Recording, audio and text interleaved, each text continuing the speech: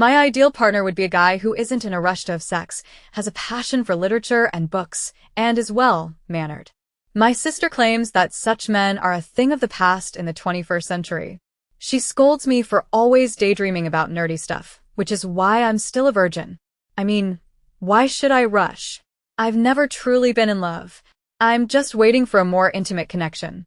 But now, it's like I'm living in a fairy tale since Daniel came into my life. We fell head over heels for each other at a bookstore and have been dating for a few months. He's so thoughtful and attentive, and he's a great listener. Usually, I'm the one in that role, given my counseling background. He doesn't pressure me to move too fast, which makes him different from other guys and suits my pace perfectly. Today, in the very bookstore where our love story began, I take a sip of my cappuccino and admire my boyfriend's tall, lanky frame. His curly chestnut hair falls into his green eyes. Daniel always dresses so stylishly. Today, he's wearing perfectly ironed gray pants and a shiny silver watch on his wrist. Wait a minute, I think, squinting my eyes to take a closer look. Are those diamonds under the watch face? I bite my lip, wondering why my boyfriend has a diamond watch. I'm just a broke grad student. Is he wealthy? There's some movement behind Daniel. When I look, my eyes pop wide open. Daniel, there's a guy over there, and he's staring right at us. Daniel turns to look at the brawny guy. He's well over 6 feet tall and built like a tank. His professional suit can't hide the roughness of his hands or the cruel scar that runs diagonally across his face, almost splitting his nose in two. Oh, Daniel says, shrugging it off. Don't worry about him. Don't worry about him. I whisper, a bit scared. Daniel, he's looking straight at. No, I mean he's with me, Daniel says, giving me an apologetic smile as I gape at him in shock. That's Parker. He's kind of my bodyguard. Oh, I say, closing my mouth into an awkward O shape. I stare at Daniel. He needs a bodyguard? How rich is he? Yeah, just ignore him, Daniel says, giving me a calm smile. My dad gets overly protective, he rolls his eyes. Honestly, he's so stressed about safety that he could use a shrink like you to give him some advice. Daniel laughs, lightening the mood. Anytime, I mutter, nervously twirling my long red hair. I'm worried about the huge gap between Daniel's wealth and my poverty. I've never met anyone with a bodyguard before. Can I get you anything else? A barista smiles down at us. He's a really good-looking blonde guy with an apron around his waist. No thanks, Colin, I say, giving him a big grin. Actually, can we both get refills? Daniel says, giving Colin a slow, charming smile. Oh, actually, I say, looking at the clock and pushing my hair behind my ears. If I don't leave now, I'll definitely be late for my job doing psych evaluations at the state prison. She'll take hers to go then, Daniel says, standing up from the sofa. Here, I'll help you. He follows Colin to the coffee counter. I start packing my bag, eager to catch the next trolley. Then I notice Daniel's phone vibrating on the table. When the call ends, the home screen shows a family photo. The tall man in the back must be his dad, and the other one might be an older brother? As I'm trying to figure it out, the phone rings again, the same number. On impulse, I grab Daniel's phone, sling my packed bag over my shoulder, and head towards the coffee counter. Daniel, I say, slipping behind the counter. You're getting a phone call. But there's no one here. I look around, confused. I'm sure I just saw Colin and Daniel come this way. I hear a noise from the storage room, a strange, muffled thump and a moan. I take 2 steps forward and peek around the door. Maybe they're both. Oh my God. Less than 2 feet away, my boyfriend has Colin pressed against the storage room wall. One fist is clutching Colin's shirt, and they're passionately kissing. Colin's eyes are closed, his hands fumbling with Daniel's pants. His belt is already undone, and he's whispering Daniel's name. Are you kidding me? I yell, not even thinking as I hurl the phone at Daniel and his lover. Both boys jump apart. Daniel looks shocked. Tears well up in my eyes, and I run out of the room and the coffee shop. Faye. Daniel runs out onto the street after me. You don't understand. He grabs my arm, trying to pull me back. I really like you, he says, his eyes full of apology. You're amazing. It's just that my family wouldn't understand or approve. So what? I say, surprised. You just want me to be your fake girlfriend? Sorry. I yank my arm out of his grasp. Not interested. Please, Faye. Daniel calls after me as I run away. Please, I can fix this. How much do you want? 1 million? 3 million? I can dash. I see him pull out his checkbook. I don't want your money, I say, my voice full of mockery. Daniel blinks and I turn away. I'll keep your secret. You don't need to pay me off. I just don't want to see you again. Just like that, my fairy tale romance with Prince Charming is over. I hurry down the street, my eyes filled with angry tears. 2 hours later, I'm sitting at a plastic table in a cinder block cell. My eyes are dry and I've tied my hair back, trying to look professional. My leg is shaking with nerves and a bit of aftershock. I still can't believe what Daniel did to me. But I sit up straight, take a deep breath, and focus. I have to concentrate on my job, and I'm really nervous about my next assignment. So far, I've only dealt with basic white-collar criminals. But today, I have to assess Kent Lippert, the so-called mafia king of our city. His extreme cruelty and the lengths he'll go to protect his power are well known in town. I hear the hallway door clang open and stand up from my chair, smoothing my blazer with my hands. This is the most nervous I've been since I started this job. The guards bring Lippert around the corner, and I'm surprised. I expected him to be a fat, old, balding man, the kind of sleazy guy from the underworld. But this man is tall and trim, moving with a dangerous grace. My eyes follow the way his shoulders move under his uniform, and I notice how the guards seem a bit afraid as they unlock the cuffs on his hands. I gasp when I finally look at Lippert's face. His dark hair falls over his forehead, his square jaw is set, and there are deep frown lines over his green eyes. Oh my God. I've seen this man before. I saw him today in a picture on my boyfriend's phone. And I also recognize the features from Daniel's face. Daniel isn't just some rich kid. He's the son of the mafia king. Kent leans against the bars of his cell, his muscled arms crossed over his chest. What was he doing in this local prison, meant to hold the city's overflow of gang members? He's their king, after all. And to think Kent came here by choice. He sneers in derision as he shakes his head, wondering if he made the right decision. He intentionally got caught so he could talk to the warden. 2 guards in blue uniforms walk down the row towards him. Lippert, they ask. The warden wants to see you. They cuff him and take him to the warden's office. Kent sits down in a chair in front of the warden, silent, waiting for the guards to leave.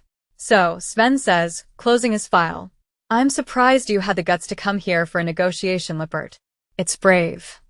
The public doesn't know it, but Warden Sven not only runs this prison but also uses his control over it to have a big say in the city's underworld. He's as corrupt as the rest of them. If other bosses go against him, he'll lock them up. It's a powerful move in a world where prison is one of the few things that can stop a gangster. I'll be out soon enough, Kent replies, leaning back in his chair. We have to talk about Ivan. Ivan. Sven looks at him closely. He's a coward. Kent slowly shakes his head. He's just a kid, but he's getting involved in the heroin business. Because he's inexperienced, he doesn't have the toughness or resources to handle it. He pauses, sizing up Sven. He's being cornered, Kent continues, and it's making him ruthless. He's skipping family meetings and killing people at random, both made men and wise guys. He has to be stopped, Sven, or he'll ruin everything for all of us. Sven leans back in his chair, thinking it over. Kent braces himself, staring Sven down. His cousin and second-in-command Antony told him it was stupid to lock himself up for months just to talk to Sven. But Kent has a gut feeling this is the right thing to do. An alliance with Sven against Ivan will pay off big time. I see your point, Sven says, breathing out through his nose. Ivan's getting too big for his boots, eh? It's a delicate balance, he says, holding his hands out like scales to show the equilibrium. We all have to play our parts. If he goes too far, he'll destroy everything for all of us. Sven nods, thinking about his next words before speaking. I have to admit, Lippert, I'm impressed by your determination in this matter. I've kept myself isolated and protected, but you found a way in. Not everyone would come to my territory and stay for so long just to meet me. I respect that. You're a real leader, a good man. I'm glad I know this. Kent nods, silently agreeing with Sven's assessment. That's exactly how he wants Sven to see him. Ivan's a wild dog, Kent says. We have to put him down. I'll provide the muscle. All I ask is that you let us. Don't interfere. And we split the spoils 50-50. Sven looks at him, considering. I want 80-20 for my agreement to let you handle it. Kent doesn't show his frustration. Honestly, he doesn't care if Sven takes it all. Sven has power but is notoriously short on cash, a problem Kent doesn't have. But he can't let Sven push him around. 60-40, he says firmly. Sven shrugs, not agreeing yet, but not arguing further. What about the other bosses, he asks. Do you think Alden will cause trouble? Kent quickly shakes his head. Alden's distracted. His men are running the show, but he's got a new lead on his lost child. He waves his hand dismissively. He won't take sides. Sven nods, giving him a small smile, and Kent realizes that Sven already knew this. Sven may not have money, but he deals in secrets. Probably, Alden got the clue from him in the first place. Kent narrows his eyes, realizing it was a test. He doesn't like being tested. Do we have a deal? Sven shrugs again, non-committal. He turns in his chair to look at a calendar on the wall, a picture of a beautiful vineyard in Europe. You know, I had a really nice glass of wine the other day. From Napa. But I gotta tell you, Lippert. He turns, looking Kent right in the eye. It left me a bit thirsty, a bit too dry. Sven's lips start to curl into a cold smirk. You wouldn't happen to know anywhere else where a man could get a better glass of wine.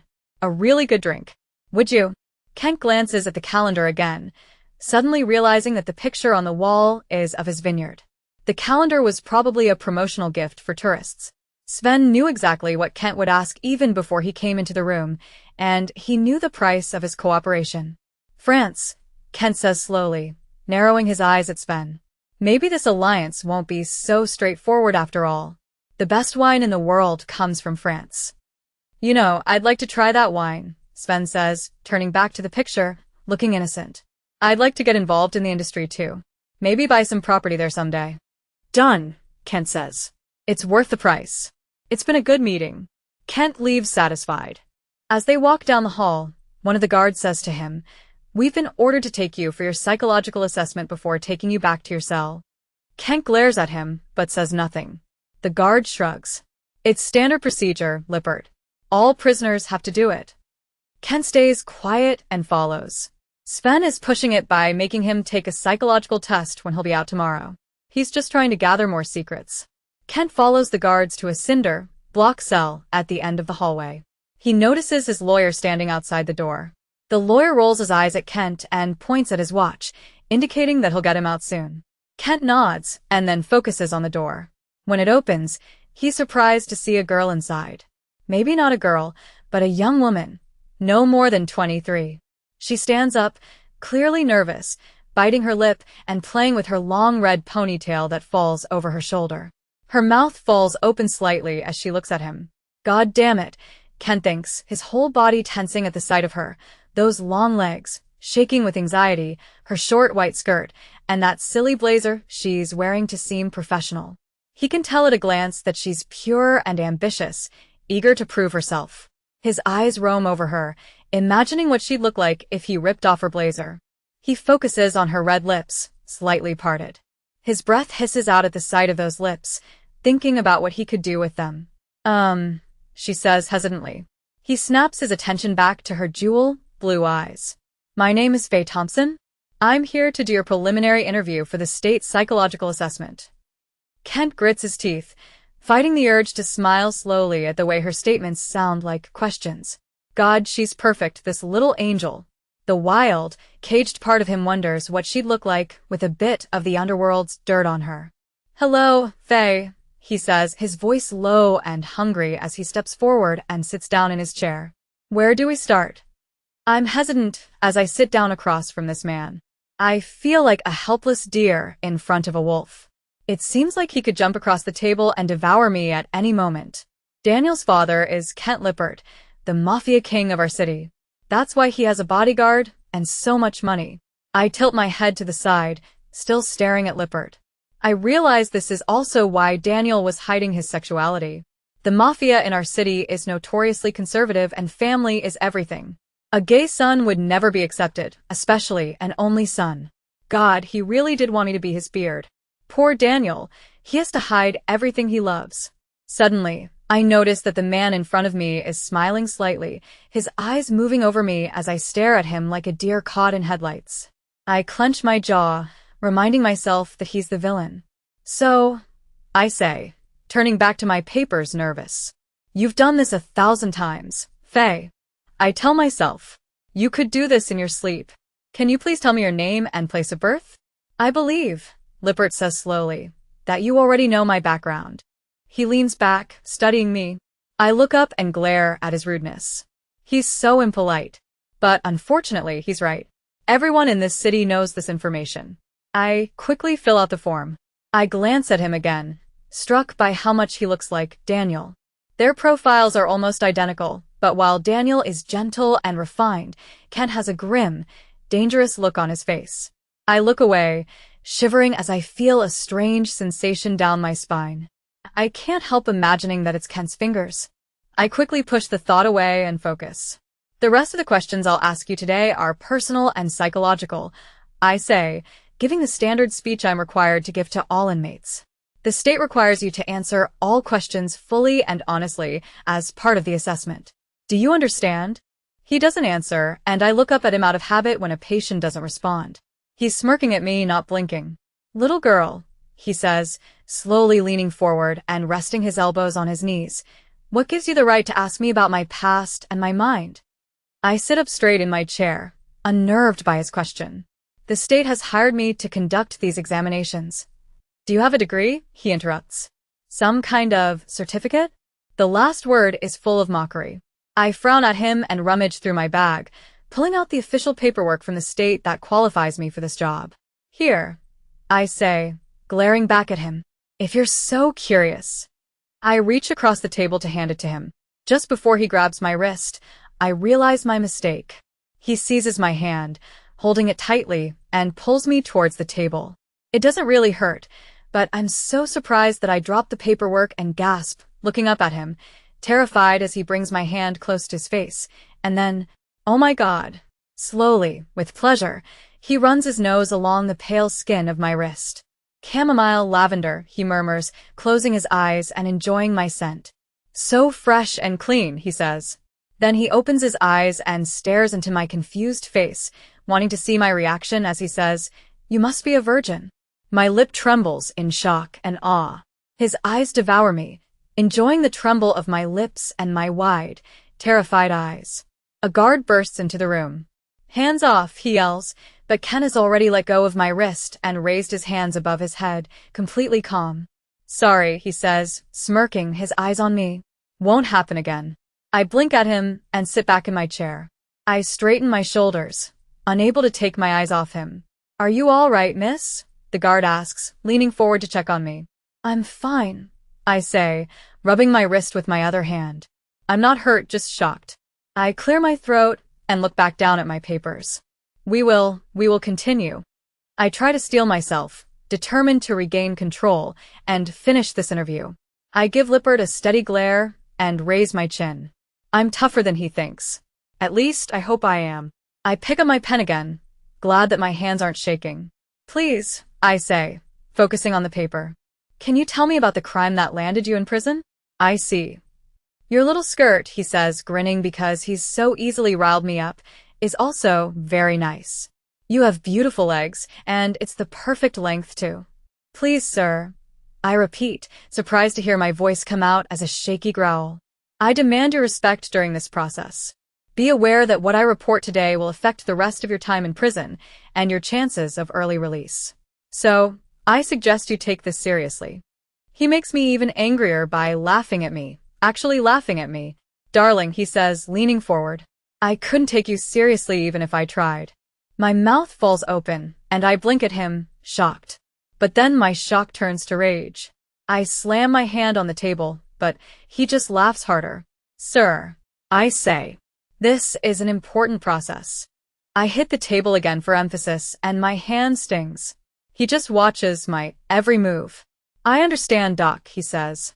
I'm here, aren't I? Go ahead. Assess me. He waves his hand at his body, his powerful muscles, and his unwavering gaze. I stare into his eyes and feel overwhelmed, almost hypnotized by his glare. I quickly look away, staring at the floor, anywhere but at him. You looked away first, he murmurs, studying me. On the battlefield. That means you'd be killed by me. Weak. Angry, I look at him again, determined. Good, he laughs. I like my women to have a bit of fight in them. My face goes pale and red at the same time. I'm enraged and mortified that I fell for his trick, but also, god damn it, I feel my nipples harden under my blazer. His eyes move to my chest, as if he knows, and the rumble in his chest gets deeper. I grab my pen again, and scribble words on the paper as fast as I can. Constantly defiant, ruthlessly sociopathic, no remorse. Recommend continued imprisonment, without parole. This is over, I say, decided. I gather my papers as fast as I can and shove them, crumpled, into my bag. I can hear him laughing softly at me as I hurry. I take a breath, straighten my shoulders, and give him what I hope is a scathing glare as I head towards the door. I knock twice on the metal, and the guard lets me out. I don't look at Lippert again as I leave. Oh, doctor. I hear his voice behind me. My cheeks burn with embarrassment as I turn to hear his final words. I'll see you on the outside, he says, giving me a dark smirk. You can count on it. Not if I have anything to say about it. I murmur, my voice trembling as the guard opens the door and I storm out. My report recommends that he stay in prison forever. As far as I'm concerned, I'll never see him again and good riddance. I'm just saying, Janine says, shrugging as she slides an omelet onto a plate. It's a red flag when a guy doesn't want to meet your friends and family. I mean, who is this Daniel guy anyway? I stop on the stairs, just 3 steps from the kitchen. I stay still, hoping to hear what Janine and Dad really think. I'm just saying, Dad says, shrugging in his chair at the table.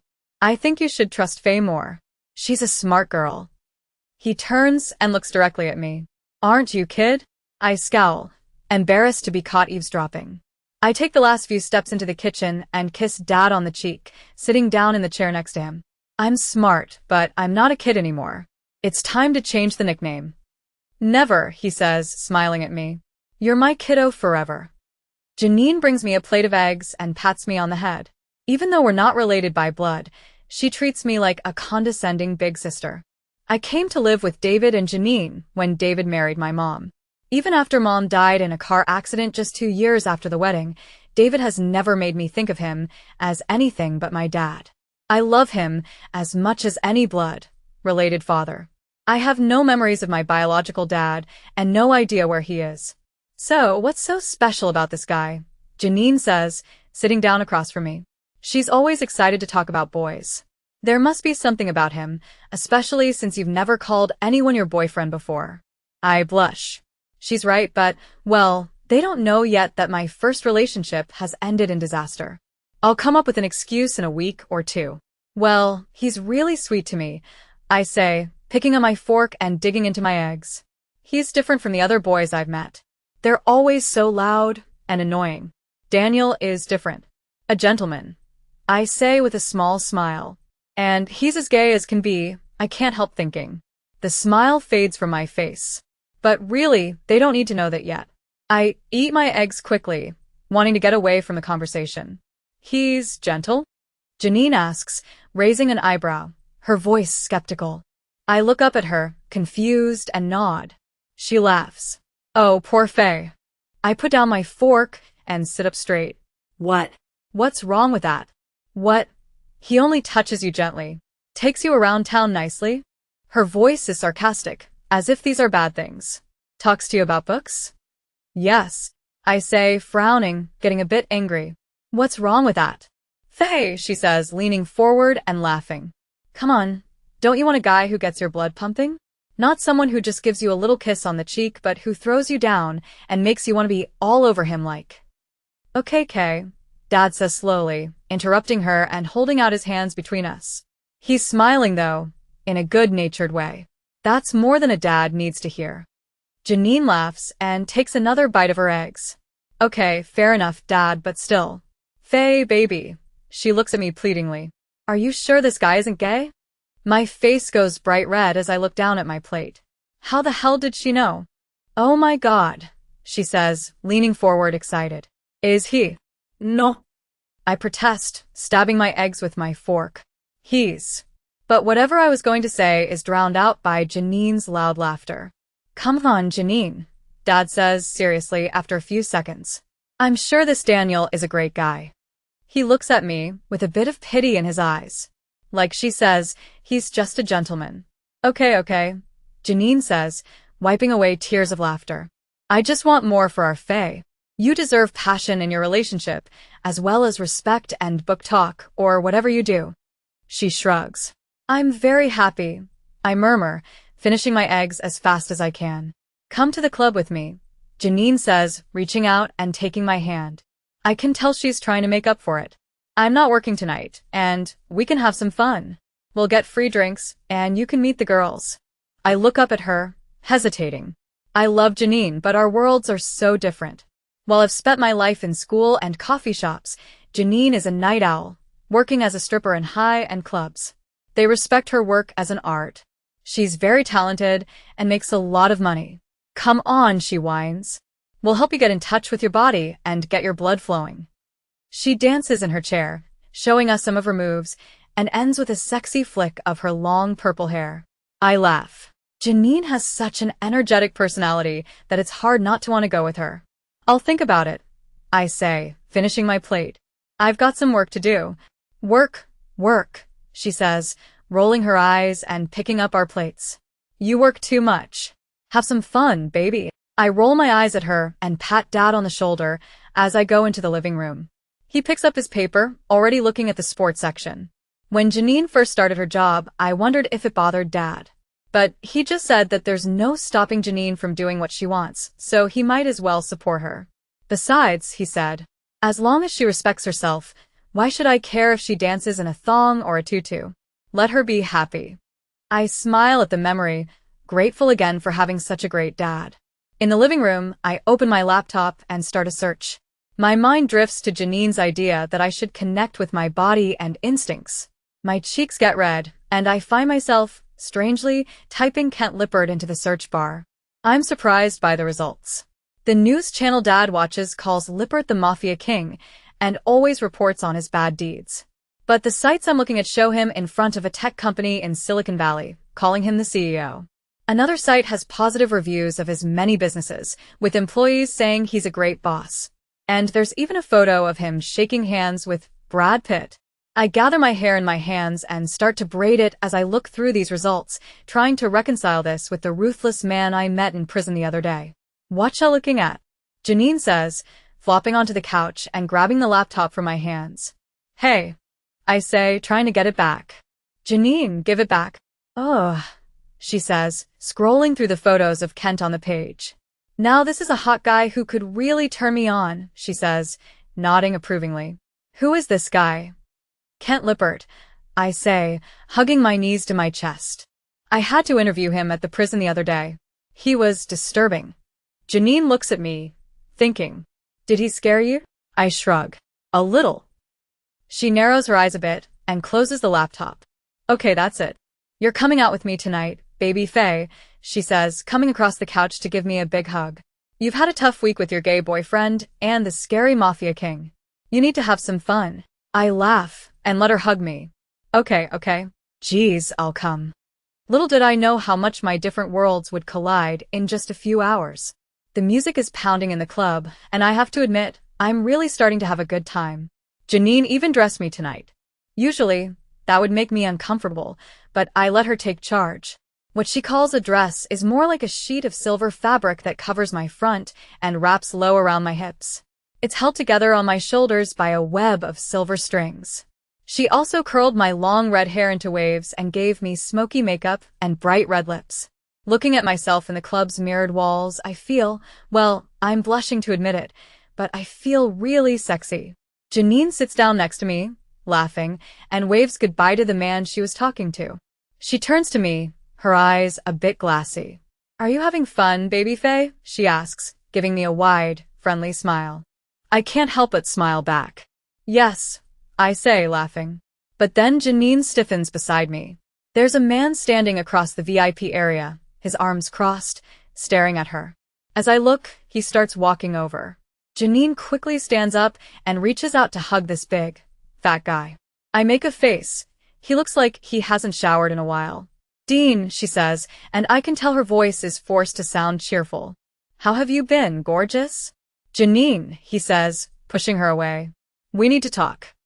Have you met my little sister, Faye? She asks, gesturing towards me with a big smile.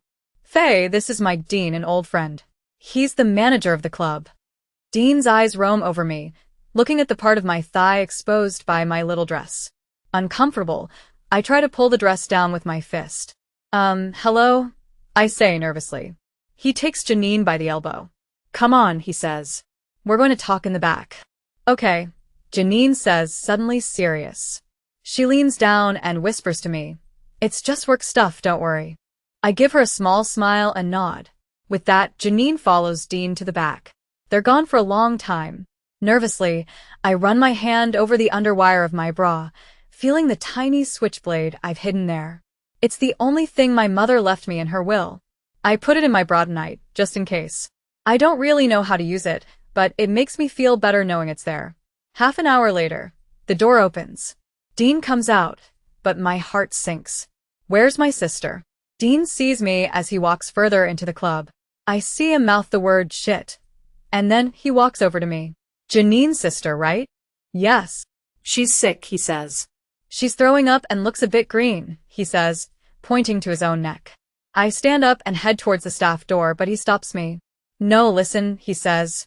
She doesn't want you to see her like this. Come with me. I'll take you somewhere more comfortable to wait. He pulls me along. I stumble after him, confused and worried, as he quickly pulls me across the club to a black door and opens it. The inside is barely lit, a dark room with mirrors on the ceiling and tiny lights coming up from the floor. A wide velvet bench goes around the room, with small black cocktail tables in front of it. I blink, trying to let my eyes adjust, as Dean sits me down at a little table by the door.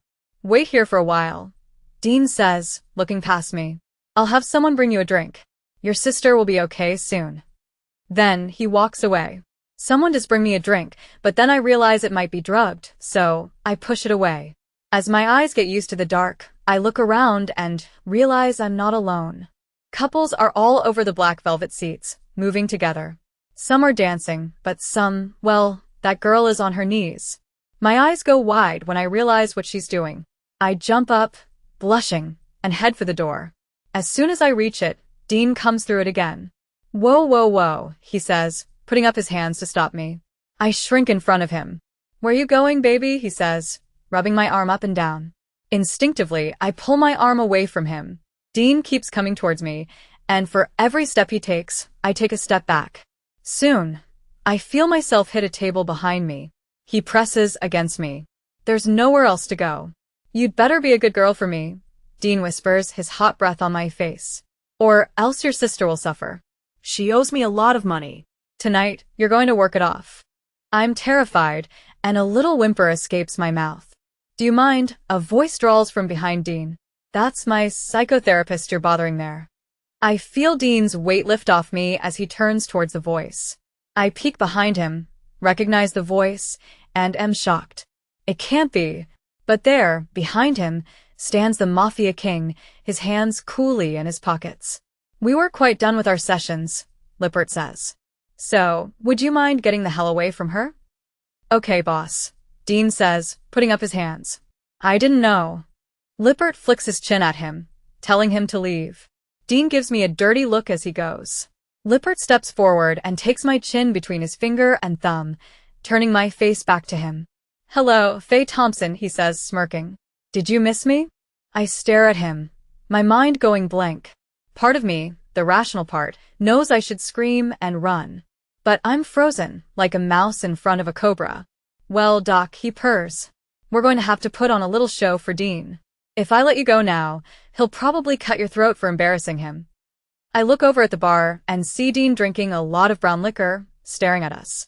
My breathing gets faster as I start to panic. Lippert takes another step towards me. I'm trapped between this powerful man in front of me and the angry man at the bar. I want to run, but I know I can't. Just a little show, Faye, he says. Shall we make it more believable? He slides his hand under the thin strap of my dress on my shoulder. Slowly, he wraps it around his finger and pulls the fabric tight against my skin. Then he yanks and the strap snaps. The left side of my dress sags, showing my silver strapless bra. You know, Doc, he breathes, looking down at my chest. I wanted to do this the first day we met. As I listen to him, I know it's not just fear racing through my veins. There's something in his face, the desire I see, that makes me want more. Makes me want him to want me more. God, what's wrong with me? My eyes go wide when I realize where my thoughts are going. Want him to what? Rape me here in the strip club? Is this really how I want to lose my virginity? I gasp at the thought, filled with fear and panic again. My hand flies to my chest under my bra and grabs my mother's switchblade. I pull it down to my side, my hand shaking as I open it. Then, steeling myself, I scream as loud as I can and raise my hand, aiming the blade right at Lippert's neck. Kent sees the blade just in time and quickly raises his hand to stop it. The blade slips between his fingers and then cuts down his palm, just scraping the surface. Growling, Kent grabs Faye's fist and twists it, trapping the knife between their palms and bending her wrist back so that she can feel the bones grinding. Faye cries out, her body following the movement of her wrist, desperately trying to keep it from breaking. Kent has her at his mercy as she gasps in pain and looks up at him with wide eyes. In that moment, his anger turns to pity, and he chuckles at the girl. She's just a scared little thing. Clever girl, carrying a knife, Kent says. Too bad you don't know how to use it. But we're not going to do that again, are we, Faye? Faye nods desperately, and Kent lets her go. Faye falls back against the table, holding her wrist with her other hand and sighing with relief. She looks around on the floor for her knife, but it's still in Kent's hand. Quietly, he puts it in his pocket. Kent takes a moment to study this delicate, beautiful girl. His second in command wanted to come to this club tonight to check on some business, but Kent's eyes immediately went to Faye when Dean dragged her across the floor to the black door of the champagne room. Kent knew right away that this meant trouble. He acted on instinct, following her into the room and saving her from that low life. But now he's in a bind. Dean is a jerk, but he's connected. He runs the best strip club in the city and uses his gang connections to exploit his dancers and take their money. Kent can't just take one of his girls without causing problems with Dean's boss.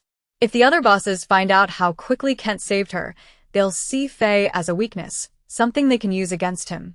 Kent grits his teeth, knowing there's only one option. If he doesn't protect her now, she'll end up at the bottom of the underworld fast. Kent nods to his second in command and then turns around and walks out of the room. Behind him, Kent can hear Faye protesting as his second in command picks her up over his shoulder like a fireman and quickly follows Kent. What? Hey, she exclaims, and then please. Kent glares at his second in command, who gives Faye a rough shake. She stops talking, though Kent hears a little whimper. He hardens his heart against the sound. It only takes a few minutes to get out of the club. Nobody dares to stop the Mafia King from taking a girl out the front door. Kent's black Escalade is waiting outside, and his second in command's car is behind it. For safety, Kent always has at least 2 cars with him. Faye's little cry of fear is cut off as the second in command puts her, not very gently, in the front seat of the first car and closes the door.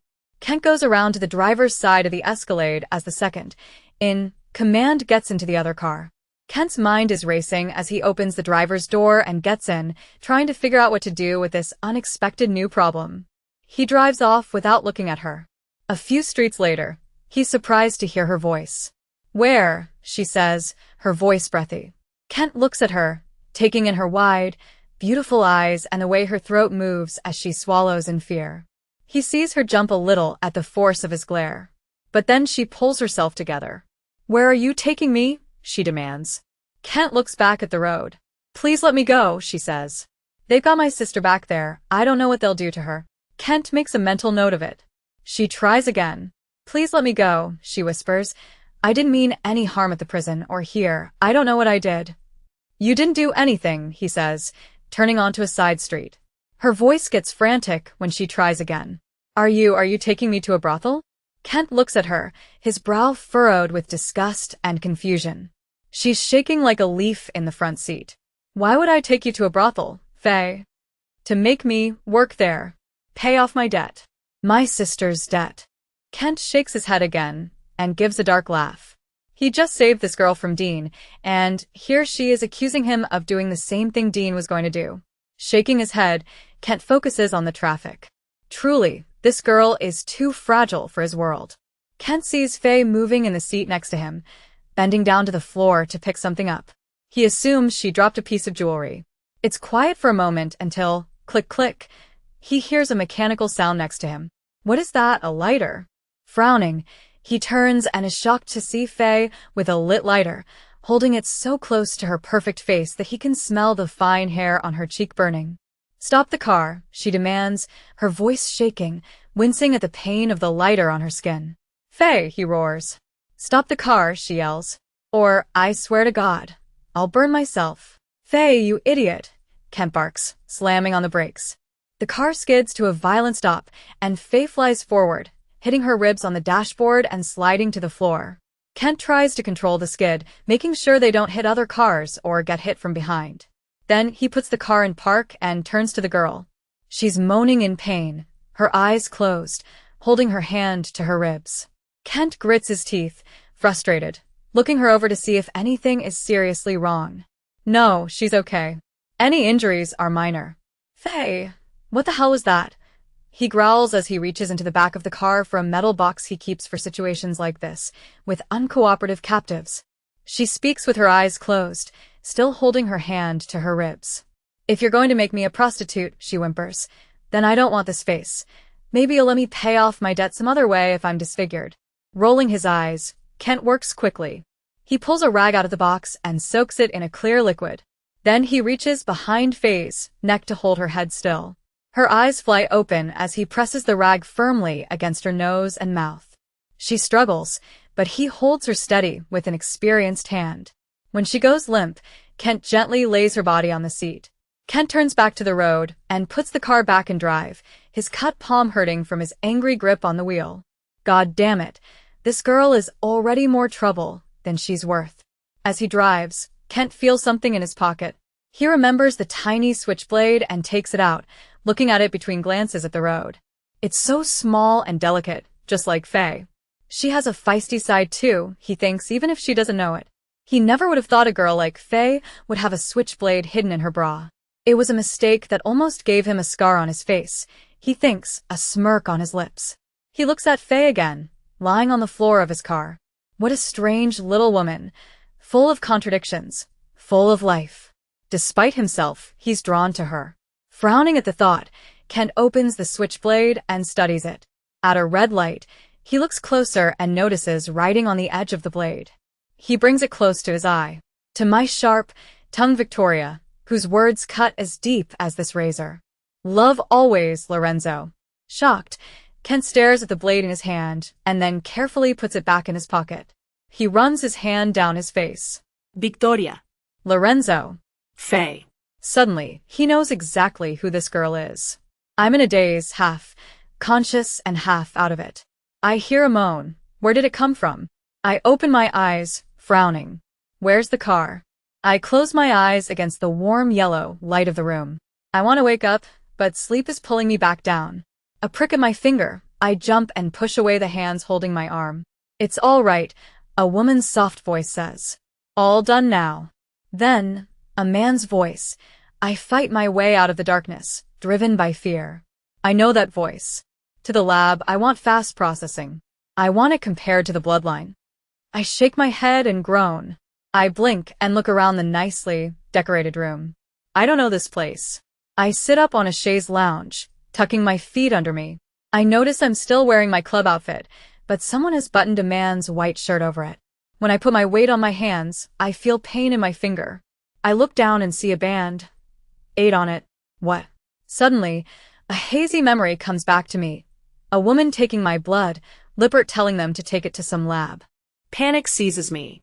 I must be on Lippert's property. I grip the couch fabric and look around for a way out. There are windows, but they look out on treetops. We're definitely on the second floor or higher. Horrible thoughts flood my mind. What does Lippert want with my blood? Is he selling it? Does he want the sample so his underworld friends can bid on my organs? My hands nervously go to my hair, getting tangled in it. I stare at the door. Maybe if I just run. The door swings open, and I hold my breath. Kent Lippert stands in the doorway, looking at me as I stare at him. I know what he sees, a wild, scared animal, ready to bolt. But he doesn't laugh at me or scare me more. After a long moment, he just closes the door behind him and walks forward. My breathing speeds up as he approaches. He reaches into his pocket and takes out, oh my God, a knife. I flinch away from it, and he sighs and keeps holding out his hand. It's your knife, Faye. I'm just returning your property. I stop moving, looking between his face and the knife in his hand. My mother's knife. I reach forward to grab it from his palm, but he pulls it away and puts out his other hand to stop me. His hand lands on my chest, and he gives me a little push, making me fall back on the lounge. Easy, Faye, he says, his voice full of authority. I'll give it back. I just want you to answer some questions first. I stare up at him, completely freaked out. And if you don't answer my questions, Faye Thompson, he says, leaning over me, his voice just a whisper, I'll flush this knife down the drain, and you'll never see it again. I clench my jaw and nod, my eyes on my mother's knife, desperate to get it back. Where did you get that knife, Faye Thompson? He asks, straightening up and putting the hand with the knife in his pocket. My mother, I say softly, twirling a strand of my hair around my finger. Why does he keep saying my last name like that? She gave it to me. He nods slowly, thinking. When did she give it to you? In her will, I say. My dad told me to carry it always, to remember her and for protection. Lippert tilts his head to the side, curious. And who, exactly, is your father? I look up at him, frowning. Why does he care about my father but not my mother? None of your business, I snap. He's a good person. You can't hurt him. Faye, he says, smiling down at me, a bit cruelly. In this town, I can hurt whoever I want. You think you're stalling me by not telling me his name, but every minute you wait, it means more pain. For you, or him, or your sister. My eyes widen in horror at the threat. He smirks at me, like a cat that has caught its prey. Their names, Faye. David and Janine Thompson. I murmur, not knowing what else to do. Please, I say, begging now. Please don't hurt them. They're good people. They're not involved in whatever this is. But what is this, anyway? Why am I here? He nods again and takes his hand out of his pocket, offering me the blade. I grab it from his palm. Then, he turns to leave the room. Desperate, I play my final card. Please. I shout after him. Please don't hurt them. Daniel wouldn't want you to. He stops at the door, still for a moment. Then, slowly he turns. Daniel, he asks, his eyes fixed on me. I nod vigorously. Daniel, your son? I bite my lip, suddenly embarrassed. He's my boyfriend. Kent laughs, then a real, surprised laugh. He wipes his hand down his face, shaking his head. My son Daniel is your boyfriend, he says, repeating my words and looking up at the ceiling in disbelief. I nod again, biting my lip to hide the little lie. He's not my boyfriend anymore, after all. But I'm desperate for this to work. Well, isn't that lucky, he says. Kent stands still for a moment and then strides across the room towards me. When he reaches the lounge, he grabs me by the elbow, pulls me up, and shakes me so that I listen to his words. Faye, you little fool, don't you know who you are? His voice is angry, as if annoyed by my ignorance. My face is full of confusion. I just told him who I am. Who you are, Faye. Haven't you ever asked about your mother? Your biological father? He shakes my arm again, trying to make me remember. My mouth falls open in shock and confusion. How did he know David isn't my biological dad? Kent is standing close to me now, glaring down at me. I feel my lower lip tremble, and I bite it, desperate not to show weakness. Kent's eyes move to my mouth as I do this, watching me. Slowly, he exhales and, for a second, pulls me closer. But then he lets me go. Faye, your dad has been keeping secrets from you. The woman who owned that knife was Victoria O'Leary, the mistress of Lorenzo Alden. He looks me up and down, letting go of my elbow and crossing his arms. We did a DNA test, he continues, against a secure sample about an hour ago. Your name isn't Thompson, it's Alden. Faye Alden. And your father has been looking for you for a long time. I feel myself sink onto the couch, my breath leaving me. I stare into the distance, dazed. I've never really thought about who my biological father is, never felt the need to. There's a picture of me as a baby with my mother and a strange man, but I was never curious. But could it be? My memories of my mother are of a bright, laughing woman with red hair like mine. How could she? My mother? A mafia mistress? Me, the daughter of a don? Suddenly, he hands me a piece of paper. I take it from his hand with shaking hands and see the confirmation there. Blood sample from patient A is a biological match for paternity with patient B, identified as Lorenzo Alden. This is my blood? I breathe, looking up at Kent. He nods down at me, seriously. You're lucky I found you, Faye, he says, crossing his arms again. I come to my senses a bit and glare at him. Lucky to be harassed in a strip club, carried off over someone's shoulder and kidnapped. He sees the irony in my expression and the corner of his mouth twitches, almost a smile. This is valuable information, Faye, Kent continues. If Dean had found out, he'd be sending parts of your DNA, maybe a finger, to Alden as ransom. But Alden is my ally. I'll get you reunited with your father soon. In one piece. I crumple the paper in my hands and throw it on the ground. DNA doesn't make a father. I don't want to be reunited with a stranger. I stand up, trying to leave, but Kent blocks my way. You're in my world now, Faye, he says. And in this world, your DNA means everything. Family means everything. And for me? It's personal. I look up at him, distracted from my attempt to reach the door. How the hell could this be personal for you? My DNA doesn't match yours, thank goodness. I try to push past him, but he puts out an arm to stop me and pulls me against his chest so I can't move. Then he grabs my hair and tilts my head back, forcing me to look up at him. Because, the day she was born, Alden's daughter was promised to my firstborn son. It looks like it wasn't a coincidence that fate brought you to Daniel, he says, his eyes roaming over my shocked face. In a few months, you'll be married to him.